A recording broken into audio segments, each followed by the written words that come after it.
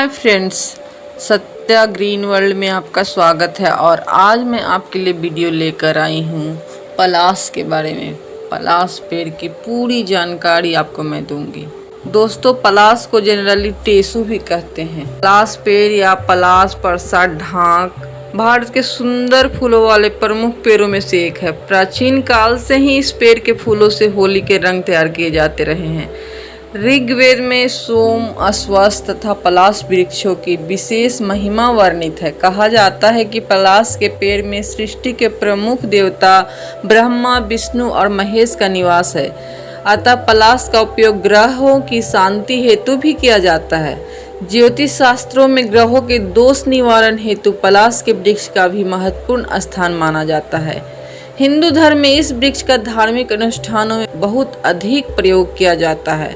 आयुर्वेद में पलाश के अनेक गुण बताए गए हैं और इसके पांचों अंगों तना, जड़, फल, फूल और बीज से दवाएं बनाने की विधियां भी दी गई है। पलाश का पेड़ मध्यम आकार का करीब 12 से 15 मीटर लंबा होता है। इसका तना सीधा, अनियमित शाखाओं और खुरदरे तने वाले होता है। इसके पल्लव धूसर या भूरे रंग के रेशमी और रोएदार होते हैं। छाल का रंग राख की तरह होता है। इसकी विकास दर बहुत धीमी होती है। छोटा पलाश का पेड़ प्रति वर्ष लगभग 1 फुट तक बढ़ता है। पूरी तरह खिलने के बाद जब यह अपने सारे पत्ते गिरा देता है तब यह चटक फूल प्रकृति की अनूठी रचना बनकर इस प्रकार खिल उठते हैं मानो बेरंग मौसम में रंग भर गया हो। पलाश का पेड़ भारत और दक्षिण पूर्वी एशिया के Bangladesh, Nepal, Pakistan, Thailand, Cambodia, Malaysia, Sri Lanka और पश्चिम इंडोनेशिया में बहुतायत में देखा जाता है। इतिहास और साहित्य में गंगा जमुना के दोआब से लेकर मध्य प्रदेश तक पलाश वृक्ष के जंगल होने की पुष्टि होती है। लेकिन 19वीं सदी के प्रारंभ में इनकी तेजी से कटाई होने के कारण अब ये कहीं कहीं ही दिखाई देते हैं और इसका साहित्यिक उल्लेख भी है। संस्कृत साहित्य में पलाश पेड़ के सुंदर रूप का वर्णन भी श्रृंगार रस के साथ प्रचुरता से हुआ है। पुष्पित पलाश पेड़ के संबंध में महाकवि तुलसीदास की कल्पना बहुत ही सरस है। वे लिखते हैं, वसंत काल में पवन के झोंकों से हिलती हुई पलाश की शाखाएं वन की ज्वाला के समान लग रही थी और इससे ढकी हुई धरती ऐसी लग रही थी मानो लाल साड़ी में सजी हुई कोई नववधू हो। बांग्ला और संस्कृत सहित भारत की विभिन्न भाषाओं और लोक साहित्य में इस फूल और वृक्ष के मोहक वर्णन मिलते हैं।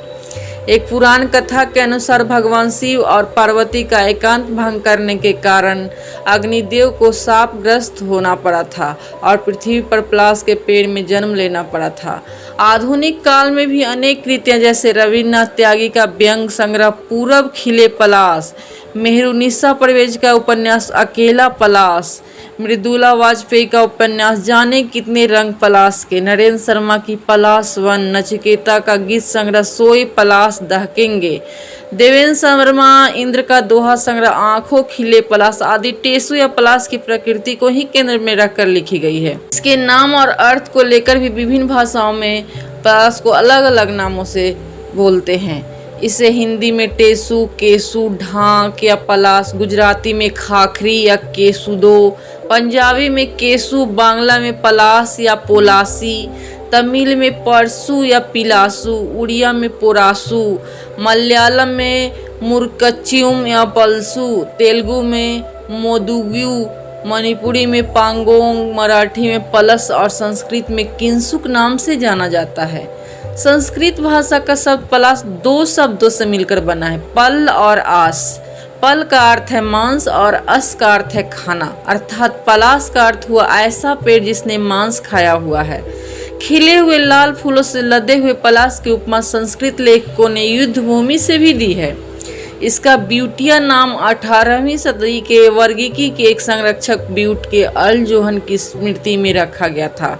मोनोस्पर्मा ग्रीक भाषा का शब्द है जिसका अर्थ है एक बीज वाला। एक लता पलाश भी होता है जिसके 2 टाइप्स होते हैं, एक में लाल रंग तथा दूसरे में सफ़ेद रंग के फूल खिलते हैं। जनरली लाल पुष्प ही मिलते हैं। सफ़ेद पुष्प वाले लता पलाश को औषधीय दृष्टिकोण से अधिक उपयोगी माना गया है। वैज्ञानिक दस्तावेजों में दोनों ही प्रकार के लता पलाश का वर्णन मिलता है। एक पीले पुष्पों वाला पलाश भी पाया जाता है। पलाश का वैज्ञानिक नाम ब्यूटिया पार्विफ्लोरा है। ब्यूटिया सुपरवा और ब्यूटिया पार्विफ्लोरा नाम से इसकी कुछ अन्य जातियाँ भी पाई जाती हैं। अब चलिए जानते हैं वृक्ष के अंगों के बारे में। पलाश के वृक्ष के अंग जैसे कि पत्तियाँ, इसके पत्ते बड़े और 3 संख्या में एक ही वृत्त पर मिलते हैं। माना जाता है कि हिंदी का प्रसिद्ध मुहावरा ढाक के 3 पात इसी से निकला है। इसका वृंत लगभग 10 से 15 सेंटीमीटर लंबा होता है। यह पत्ते सामने से गोल, ऊपर की ओर रोम रहित, पतले, चिकने, मजबूत और त्रिकोणाकार होते हैं। नीचे की ओर इनमें नसें देखी जा सकती है। इनका आकार लगभग 12 से 15 सेंटीमीटर होता है। दिसंबर से जनवरी इसके पतझड़ का समय होता है। इस समय इसकी भूरी, टेढ़ी मेढ़ी डालों को बिना पत्तों के देखा जा सकता है। कलियां काले भूरे रंग की घनी और मखमली होती हैं। इसके बाह्य संपुट का रंग जैतून की तरह हरे रंग से लेकर भूरे रंग तक अनेक छवियों में दिखाई देता है। इसका स्किन मखमली होता है। पूरी तरह से खिलने के बाद लाल नारंगी रंग का छत्र पूरे पेड़ को ढक लेता है। इस समय यह पेड़ अपनी संपूर्ण सुंदरता के साथ दिखाई देता है। यह गंधहीन फूल 15 सेंटीमीटर लंबे हरे वृंतों के सिरे पर गहरे हरे मखमली प्याले नुमा कठोर पुटकों पर घने लाल गुच्छों में खिलते हैं और 2 गहरे विपरीत रंगों की आकर्षक छटा बिखेरते हैं। इसका रंग लाल, नारंगी या पीला तथा आकार लगभग 2 इंच का होता है। प्रत्येक फूल में 5 पंखुड़ियाँ होती है। 2 सामान्य पंखुड़ियाँ जो जोड़कर बनी एक चौड़ी पंखुड़ी, 2 छोटी पंखुड़ियाँ और एक तोते की चोंच जैसी लंबी घूमी हुई पंखुड़ी, जिसके कारण इसे संस्कृत में किंसुक भी कहते हैं। फूल फरवरी से आना शुरू हो जाते हैं और अप्रैल तक बने रहते हैं। पत्र विहीन डालों पर लाल नारंगी रंग के समूह में खिले हुए इनके घने गुच्छे दूर से देखने पर ऐसे दिखाई देते हैं मानो जंगल में आग लगी हो। फूल का पुष्प दल लाल नारंगी रंग का आकार में लंबा, बाहरी और रेशमी रजत रोम वाला होता है। 2 पुंकेसर आपस में जुड़े होते हैं और परागकोश एक समान होते हैं। पुंकेसर की इस खास संरचना को द्विसंगी पुंकेसर कहा जाता है। इस विशेष गुण के कारण ब्यूटिया पलाश को फल्ली के परिवार में रखा गया है। अंडाशय में 2 अंडाणुओं वाले वर्तिका सूत्राकार गोल जुड़ी होती है और वर्तिकाग्र आकर्षक होता है। पलाश की फली चमकीली धूसर, लगभग 15 सेंटीमीटर लंबी, 3 से 5 सेंटीमीटर आकार में पतली, चपटी परंतु संधि स्तर पर मोटी होती है। छोटी फली पर बहुत से रोए होते हैं जो उसकी स्किन को मखमली बनाते हैं। परिपक्व फलियां सिम की तरह शाखाओं से लटकती हैं। बीज चपटे 25 से 40 मिलीमीटर लंबे, 15 से 25 मिलीमीटर चौड़े और 1.5-2 मिलीमीटर मोटे, गुर्दे के आकार के चपटे और गोलाकार होते हैं। इनका बाहरी आवरण लाल कत्थई चमकदार खुरदुरा, ऊपर से गोलाकार विभाजित, नीचे से जुड़ा हुआ 2 बड़े पीली आभा वाले पत्तेदार बीज पत्रों से जुड़ा होता है। बीज की नाभिका जो बीज पर आंख की तरह दिखाई देती है, निचले सिरे के मध्य में होती है। बीज अधिक नमक वाली मिट्टी में अंकुरित हो जाते हैं, लेकिन नमक का सीधा छिड़काव इनके अनुकूल नहीं है। इससे पेड़ की पत्तियां जल जाती है। इनमें गंध बहुत हल्की और स्वाद हल्का तीखा कड़वा होता है। पलाश की पत्तियों का सामाजिक महत्व भी है। चूँकि पलाश की पत्तियां आकार में अच्छी होती है, इसलिए बहुत सी जगहों पर खाना परोसने के लिए पलाश के पत्तों का प्रयोग किया जाता है। इसकी लकड़ी को इमारती सामान बनाने के काम में ले जाता है और फूलों से होली के समय पारंपरिक रूप से रंग भी बनाया जाता है। पलाश के पेड़ को पूर्वा फाल्गुनी नक्षत्र का प्रतीक माना जाता है और अनेक लोगों का विश्वास है कि पूर्वा फाल्गुनी नक्षत्र में जन्म लेने वाले लोगों को पलाश वृक्ष की पूजा करने से सुख समृद्धि प्राप्त होती है। पश्चिमी बंगाल में इसे बसंत और होली का प्रतीक माना गया। ऐसा माना जाता है कि इस फूल का पलाशी नाम इतिहास प्रसिद्ध पलाशी के युद्ध के कारण पड़ा है। आंध्र प्रदेश के तेलंगाना क्षेत्र में शिवरात्रि के दिन शिव की पूजा में पलाश के फूल अर्पित करने की परंपरा है। केरल में इसे चमटा नाम से भी बोलते हैं। चमटा संस्कृत के समिधा शब्द का मलयालम तद्भव रूप है और इसके अनुसार अग्निहोत्र में पलाश की समिधा का प्रयोग होता है।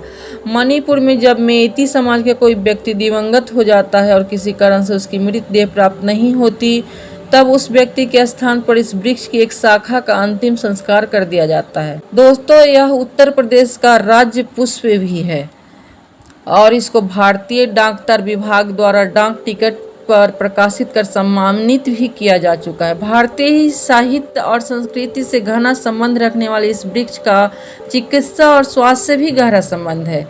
वसंत में खिलना शुरू करने वाला यह पेड़ गर्मी की प्रचंड तपन में भी अपनी छटा बिखेरता रहता है। जिस समय गर्मी से व्याकुल होकर सारी हरियाली नष्ट हो जाती है, जंगल सूखे नजर आते हैं, दूर तक हरी धूप का नामो निशान नहीं आता, उस समय ये न केवल पलाश के फूल फलते हैं बल्कि अपने सर्वोत्तम रूप को प्रदर्शित करते हैं। ऋतुराज बसंत के स्वागत का प्रमुख श्रेय लाल रंग से आवृत पलाश वृक्ष को ही जाता है।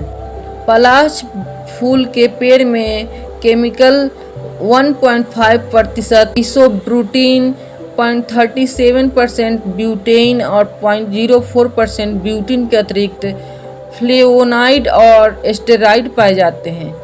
हाल ही के स्टडी से पता चला है कि फूल के सूखने पर इसोब्यूटीन धीरे ब्यूटीन में परिवर्तित हो जाता है। इसके अतिरिक्त इन फूलों में कोरोप्सिन, इसोकोरोप्सिन, सल्फ्यूरिन, मोनोस्पर्मोसाइड और इसोमोनोपर्मोसाइड की संरचना मिलती है। इसकी जड़ों में ग्लूकोज, ग्लिसरीन, ग्लूकोसाइड और सुगंधित यौगिक मिलते हैं। इसके बीजों में तेल भी पाया जाता है और फूलों का लाल रंग इनमें पाए जाने वाले चाकोन और ओरोन्स के कारण होता है।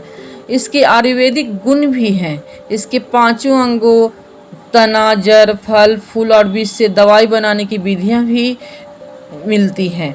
इस पेड़ से गोंद भी मिलता है जिसे कमरकस कहा जाता है। ब्यूटिया गोंद या कमरकस में गैलिक और टैनिन अम्ल प्रचुर मात्रा में होता है। कमरकस का उपयोग दवा में होता है और विभिन्न व्यंजन बनाने में भी। पलाश की गोंद को बंगाल में कीनो नाम से जाना जाता है और डायरिया और पेची जैसे रोगों की चिकित्सा में प्रयोग किया जाता है। बीजों के कुछ प्रकार स्किन संबंधी बीमारी में लाभप्रद हैं।